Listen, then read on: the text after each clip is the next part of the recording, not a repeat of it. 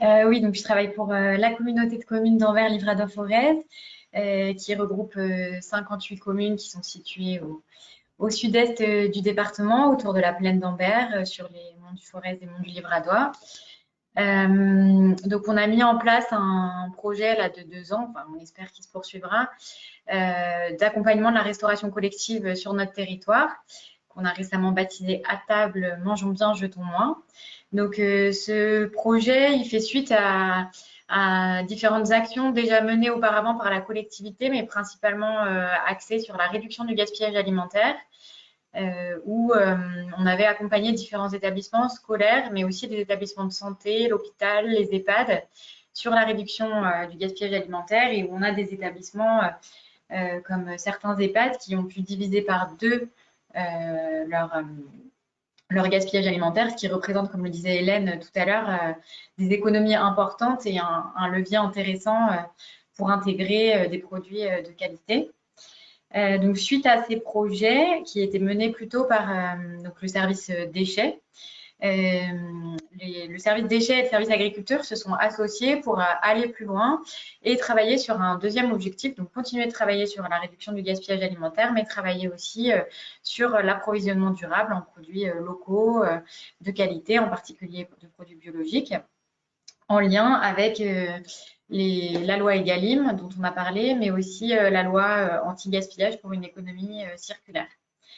Donc, notre projet se décompose en 3 grands volets d'action. Un premier volet d'accompagnement des établissements dans le changement de leurs pratiques.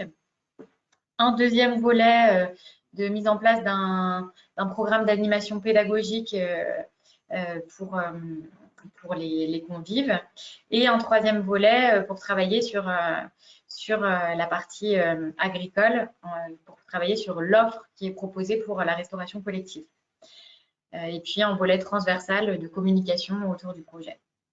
Donc le premier volet, c'est l'accompagnement des établissements. Sur notre territoire, on a 70 établissements publics de restauration collective, dont 35 écoles.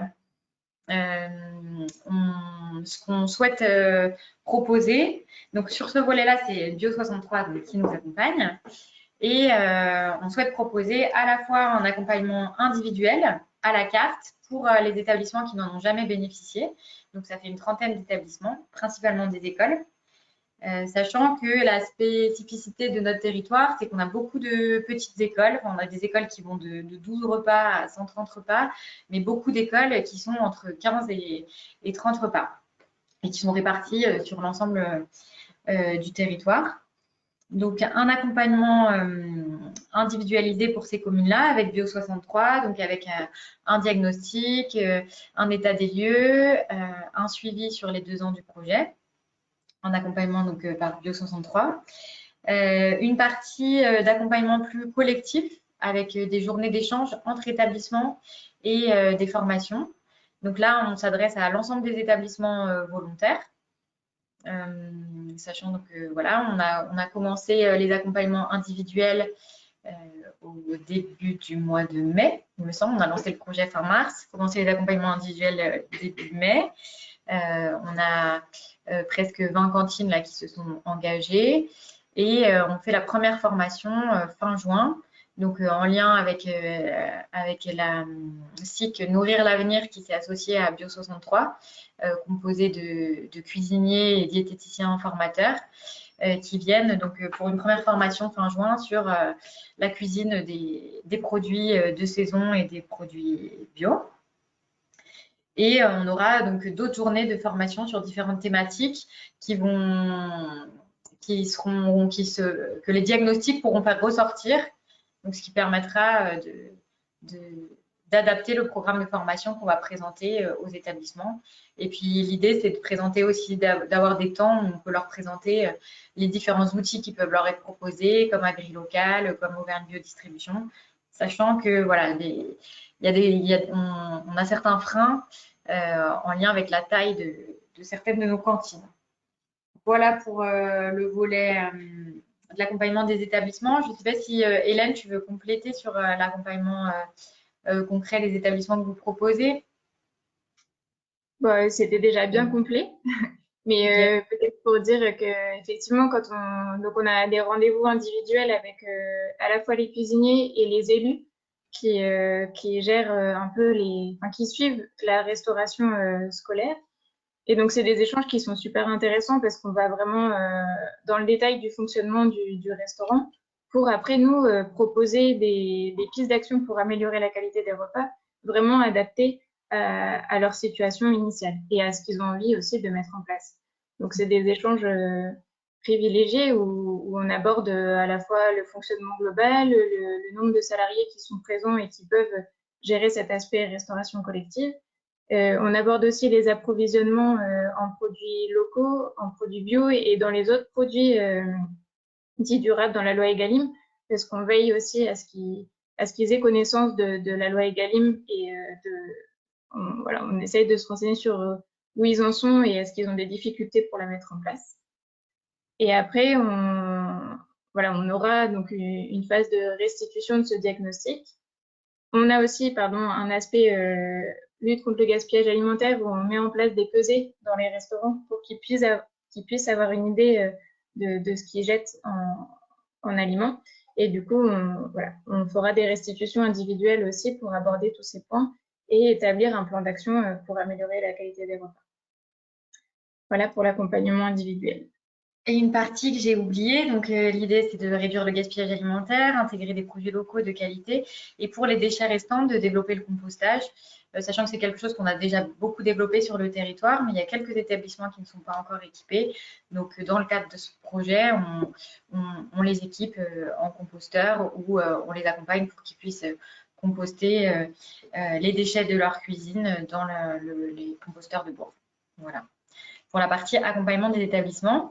Après, donc on développe un programme d'animation pédagogique. Donc là, c'est le réseau d'éducation à l'environnement sur les pas de Gaspard, situé en Livradois-Forez, qui va proposer des animations pédagogiques dans les écoles. Donc on fait un petit appel à projet sur la rentrée scolaire prochaine. On aura 13 écoles qui seront sélectionnées, sachant que l'idée, c'est de favoriser les écoles qui sont impliquées dans le projet à table. Pour faire un lien avec ce qui est mené côté restaurant. Donc, on s'est inspiré du projet Mon voisin paysan mené par le parc, où les enfants sont amenés à rencontrer leurs voisins paysans et faire le lien entre l'agriculture qui est autour de chez eux et leur assiette. Donc là, voilà, les projets sont à construire en fonction des projets de chaque classe. Donc, ça donne des projets assez différents et puis en fonction aussi des agriculteurs situés autour de chez eux. Donc, on fait ça pour les écoles. On propose ce programme aussi pour l'ensemble des accueils de loisirs du territoire et puis pour quelques établissements médico-sociaux, en particulier les EHPAD. Voilà pour ce volet. Et troisième volet, alors on peut accompagner l'amélioration des pratiques dans les établissements, mais si on ne travaille pas sur l'offre agricole, à un moment, on risque d'être coincé. Donc, on a voulu, alors c'est une première étape on va dire plus de réflexion là, de voir où on en est, enfin, faire le point sur l'offre et la demande sur notre territoire, préciser les manques, les besoins pour pouvoir approvisionner la restauration collective. Donc là, on a fait appel au bureau d'études SCE, qui est représenté aujourd'hui par Axel Garand, pour donc faire le point sur l'offre et la demande sur le territoire, et puis mettre les gens autour de la table, donc à l'automne, mettre les agriculteurs, mais aussi la profession agricole, pour réfléchir aux freins qu'on rencontre, mais surtout aux solutions qu'on pourrait trouver pour approvisionner nos cantines sur notre territoire. Voilà pour le volet agricole. Ah oui, sur le volet agricole aussi, j'oubliais, on est en train de mener un travail de recensement cartographique du foncier public dans les communes, dans les 58 communes. Donc, on identifie les parcelles de sectionaux ou de communaux dont disposent les communes pour pouvoir leur envoyer ces cartes-là et voir si elles seraient intéressées pour réfléchir sur une ou plusieurs parcelles à une installation agricole en lien avec la restauration collective. Donc, on fera un petit appel à projet pour accompagner 8 communes qui qui seraient partantes pour travailler là-dessus, si on arrive à trouver 8 communes intéressées. Voilà. Et pour terminer, donc ce projet, donc il est financé à 80% par des financements du ministère de l'Agriculture dans le cadre du plan de relance, dans les projets alimentaires territoriaux, par des financements européens leaders, et puis une petite partie par l'Agence régionale de santé, voilà, et 20% d'autofinancement par la communauté de communes. On est encore au stade enfin, le projet a démarré, on est encore au stade de recrutement des communes. Ça prend un petit peu de temps parce qu'il faut expliquer le projet et puis expliquer que c'est aussi dans leur intérêt, qu'on les accompagne pour qu'elles se mettent en conformité aussi avec la loi. Voilà, tout ça prend du temps, mais progressivement, les communes, les établissements rejoignent peu à peu le projet. Je ne sais pas si vous avez des questions.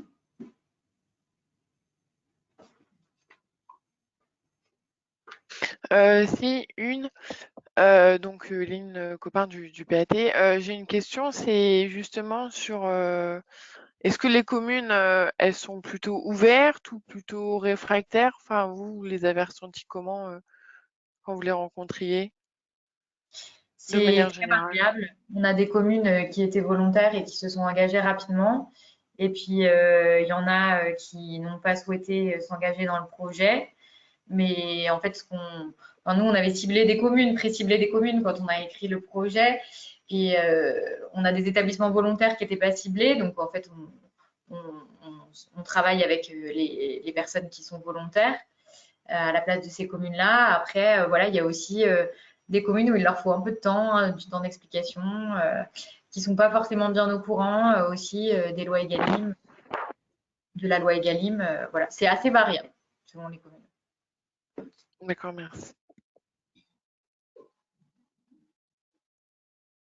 Et les établissements, on n'accompagne pas que des communes. Enfin, c'est principalement des restaurants scolaires communaux, mais on accompagne aussi d'autres établissements de restauration collective du territoire.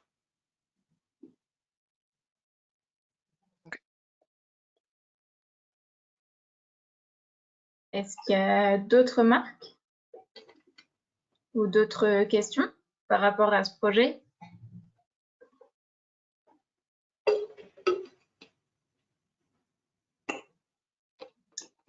Si vous en avez plus tard, n'hésitez pas à revenir vers nous ou vers Sarah. Et que des fois, il faut un petit temps de digestion pour pouvoir s'approprier le projet qui a été présenté. Mais s'il n'y a pas d'autres questions, un grand merci Sarah pour ton témoignage.